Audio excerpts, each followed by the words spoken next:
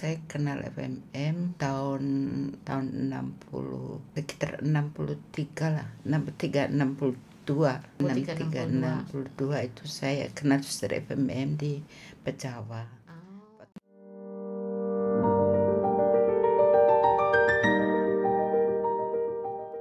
Halo sahabat muda di sana, selamat datang di Iviat Media.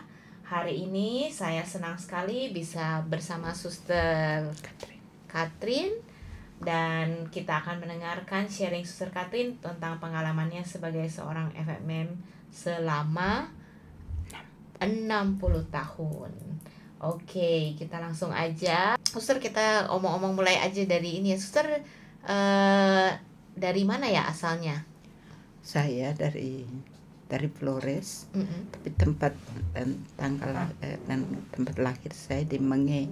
Menge, di mana itu Suster Menge? Menge itu bagian dari Pejawa, bagian utara. Oh. Ke utara. Ke utaranya Ya, Pejawa. Oh, itu daerahnya pegunungan apa laut? Ya, bukit-bukit lah. Bukit-bukit. Bukit. Oh, jadi indah ya Suster? Ya pastilah, untuk saya.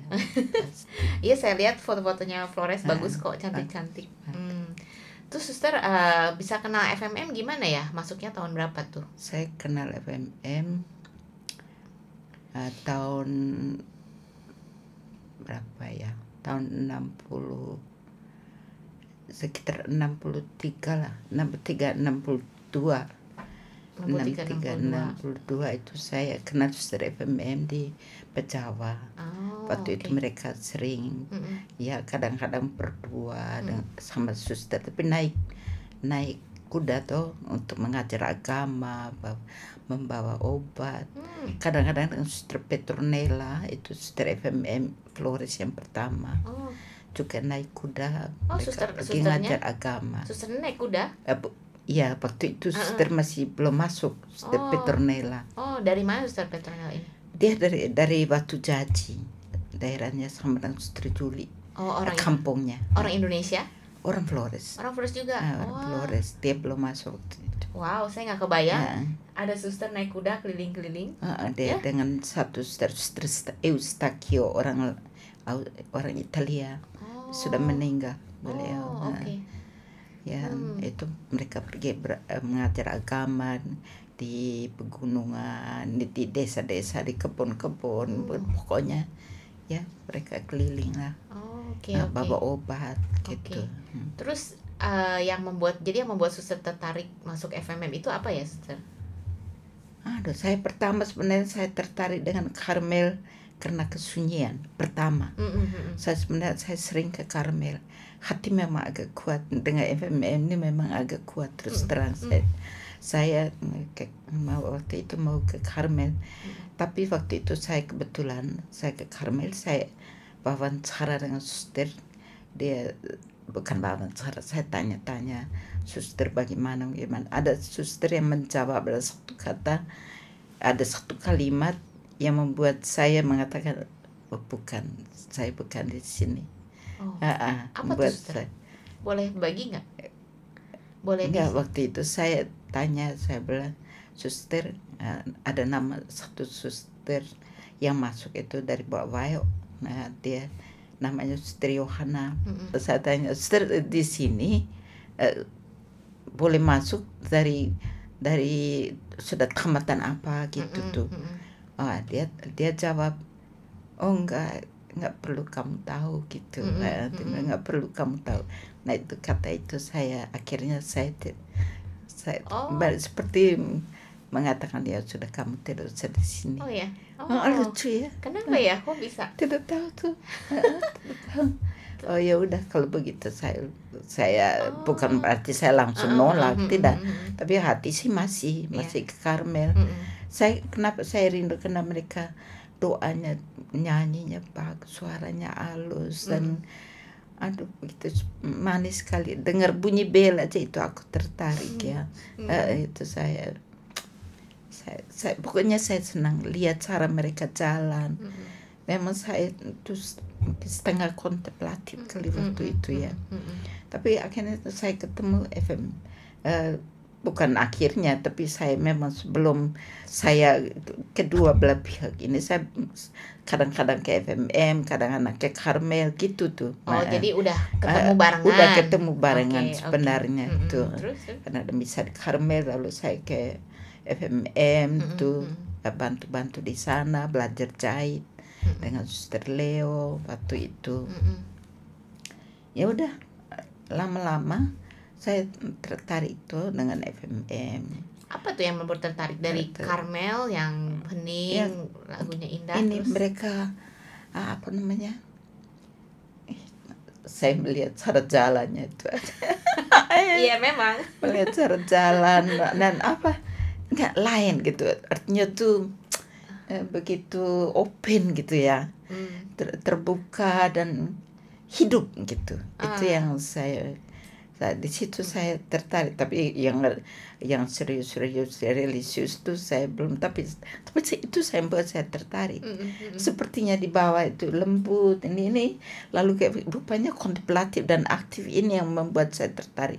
Dua bagian. Dia secara tidak eksplisit betul. diam-diam gitu tertarik, berarti ada di dalam saya itu dua hal itu.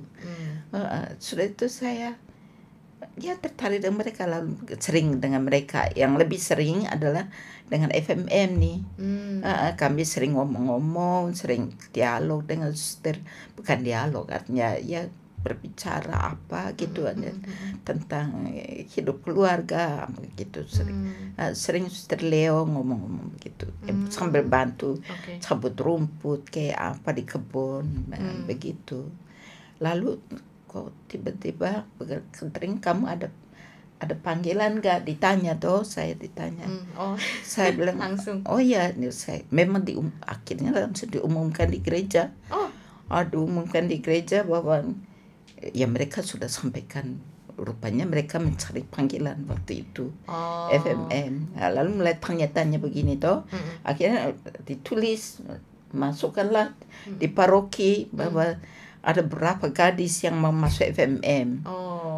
Saya hanya dengar begitu, tetapi waktu dibaca itu saya nggak terlalu bukan antusias, tapi ya dengar ya begitulah, seperti bodoh-bodoh lah begitu. Biasa aja gitu. Biasa aja. Lalu? Akhirnya menjadi serius mereka toh, menjadi mengurus kami, mulai tanya di rumah bagaimana. Kamu dengan siapa di rumah, keluarga bagaimana?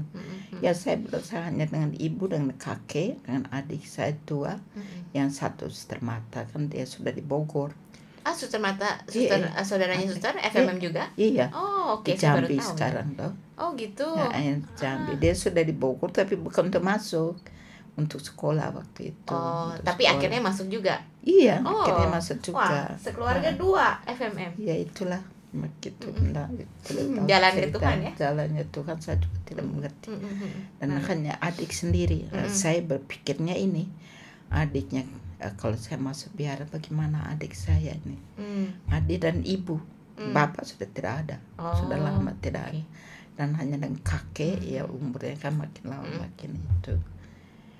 Tapi kok lama-lama patermom pastor paroki, dia juga merasa prihatin, bukan prihatin, kasihan.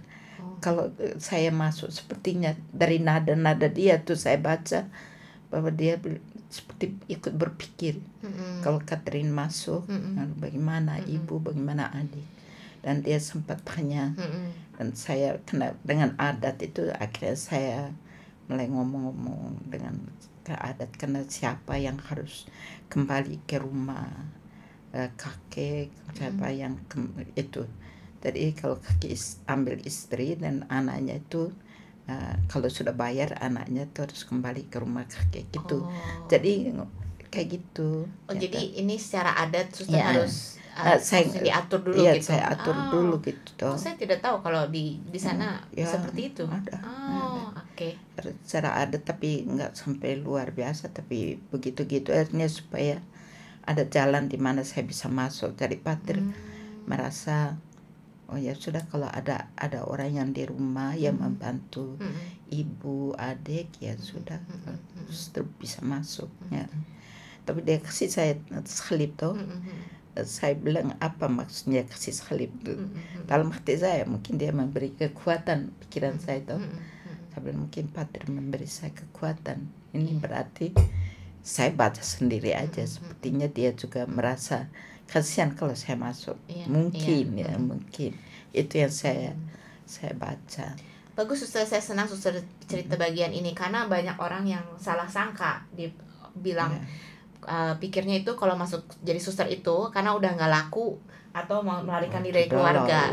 Jadi sebenarnya kita itu bukan melarikan diri dari tanggung jawab keluarga, tapi dibebaskan dari tanggung jawab mengurus keluarga supaya bisa membaktikan hidup kita untuk pekerjaan Tuhan. Jadi itu adalah perbedaan yang besar ya saudara-saudari muda. Saya tahu bahwa masuk biara itu waktu itu kan nggak boleh pulang ke keluarga. FMM kan waktu itu sebelum konsili Vatikan kedua. Iya betul tahun. Ya toh. Saya tahu bagaimana namanya meninggalkan keluarga. Karmel juga begitu, lebih tertutup lagi.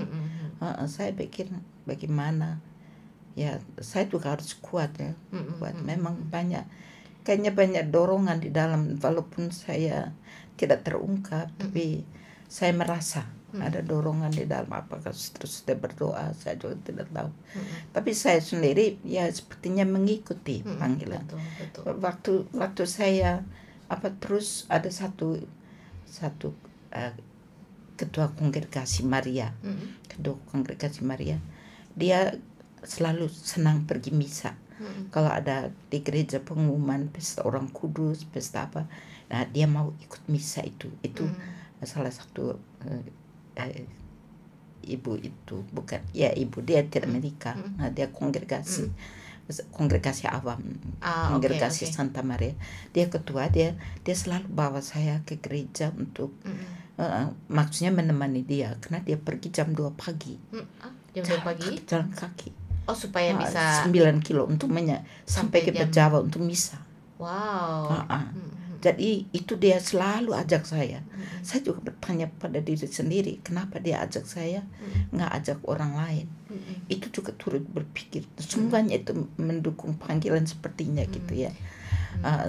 Dia sering minta saya ke Jawa untuk misa. Nah pulang misa ya udah saya kerja biasa toh di rumah. Ini sebelum masuk. Sesudah itu apa yang saya pikir lagi waktu itu, saya dan kami harus melewat dalam perjalanan ke Jawa itu jam 2 pagi itu kami jalan dan lewat sebuah kali kering dan itu gelap kayak gini nih. Nggak ada lampu. Nggak ada lampu di jalan hutan. Itu jalan hutan. 1960-an ya. 1964, 63. Dan itu saya kan anak kongregasi juga. Waktu itu saya kongregasi juga. Lalu saya nggak tahu tuh bukan kerinduan, kebiasaan kerinduan itu saya itu juga selalu doa rosario. Doa rosario itu kuat gitu. Ya itu kuat dalam diri saya. Dan waktu melewati tempat kali kering yang gelap itu, dan itu tidak ada lain, hanya bilang Tuhan tolong. Dan itu saya kira itu yang menjadi kekuatan saya, dukungan untuk panggilan juga. Itu saya kira itu semua berbicara tentang itu. Jadi seperti itu semua tanda-tanda buat suster untuk meyakinkan bahwa ya ini FMM memang jalan buat saya. Gitu ya. Saya bilang ini mungkin ya jalan untuk saya kali ya. Tapi saya nggak pikir, artinya lepas tidak, sepertinya itu sudah jiwa saya gitu. Artinya pergi ke FMM ya pergi ya pikir untuk masuk.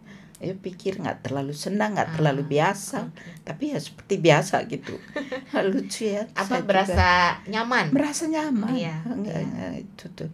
Hanya memang terus berpikir itu bagaimana saya meninggalkan ibu, adik dan kakek saya. Gitu. Tapi pada akhirnya Tuhan membuatkan jalannya juga ya, bagaimana untuk keluarga.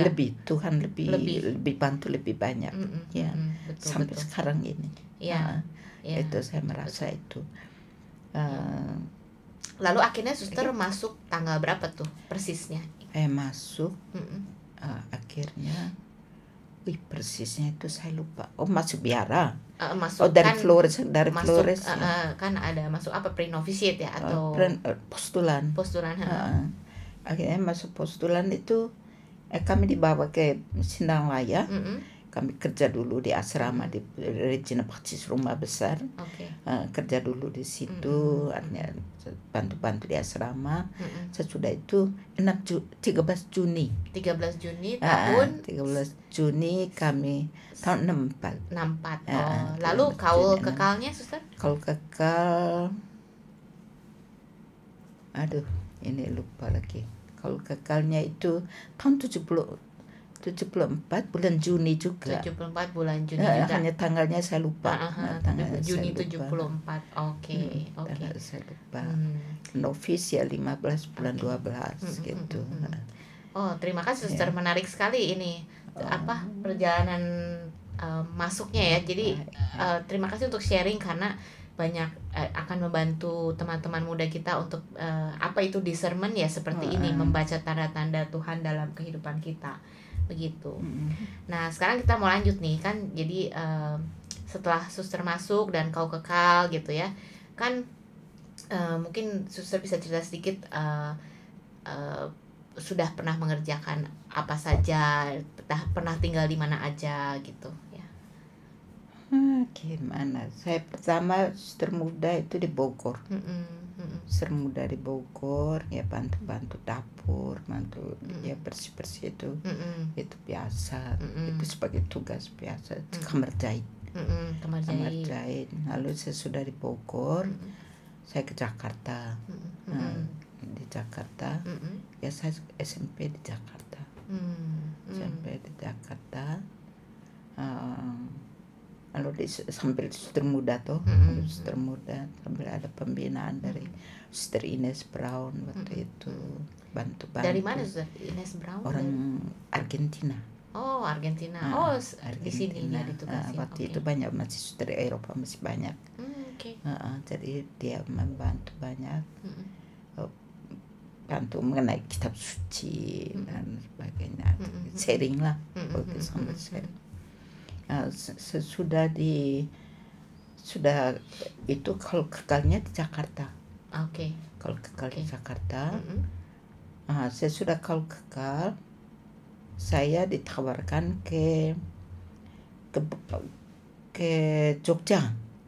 Tawarkan ke Jogja untuk bekerja, untuk belajar orgel kan, musik lah gitu.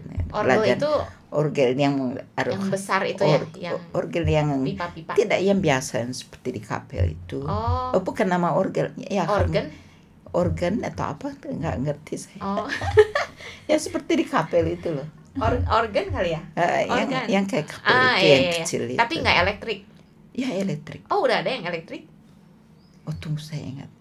Kayaknya belum kan, masih yang yang besar, yang besar ya. Asli gitu ya, masih yang asli ya. Jadi di sana saya belajar dengan Romo Prier. Romo Prier kan ketua musik di situ, direktur musik. Mereka khusus membuka itu untuk awam-awam dari luar yang membantu gereja. Jadi dari gereja utus orang-orang ke situ untuk belajar ini. Tapi saya hanya belajar pertama saya di rumah di Jalan Solo itu, pertama dengan Suster John Baird. Dengan John Baird di situ, dan saya pergi setiap hari ke PML. Jalannya apa tuh PML? PML, Pusat Musik Liturgi. Saya bekerja di Pusat Musik Liturgi bersama Romo Prier dengan teman-temannya yang sudah terkenal dengan Pak Paul Widiawan itu. Mereka kerja sambil mengarang lagu, sambil membuat kor, ada kor, ada organisasi apa itu. Berarti Suster melihat potensi Suster ya, ada bakat-bakat. Bakat itu ada, mulai dari sekolah saya masih SD itu saya sudah suka menyanyi. Suka menyanyi, dan kalau guru mencatat notnya ini saya buat suara dua di bawahnya. Nah itu biasanya. Nah itu saya sudah tahu suling, artinya saya bakat-bakat itu saya merasa saya punya bakat itu. Gitu. Mengapa kita ke arah ngomong musik-musik? Karena saya mau bagi sedikit rahasia. Tahu buku ini? Madah Bhakti? Ya, kita pakai kan setiap kali misa. Nah, kalau kalian buka halaman nomor 215, Cahaya Hidupku, dan nomor 465, Aku Mendengar Bisikan Suaramu. Nah, itu pengarangnya adalah Suster Katrin gitu.